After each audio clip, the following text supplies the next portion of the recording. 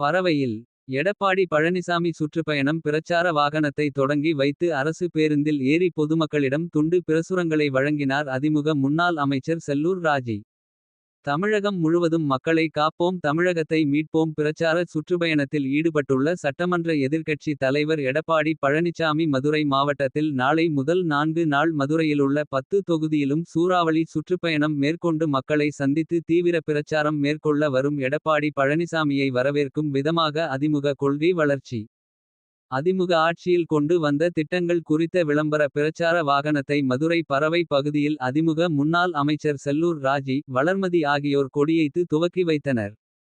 பின்னர் அவ்வழியே வந்த அரசு பேருந்தில் ஏறி பொதுமக்களிடம் எடப்பாடி பழனிசாமி சுற்றுப்பயணம் குறித்த துண்டு பிரசுரங்களை வழங்கி பிரச்சாரத்தில் ஈடுபட்டார். இந்த நிகழ்ச்சியில் பரவை பேரூராட்சி முன்னாள் தலைவர் பரவை ராஜா மற்றும் அதிமுக நிர்வாகிகள் உட்பட பலர் கலந்து கொண்டனர்.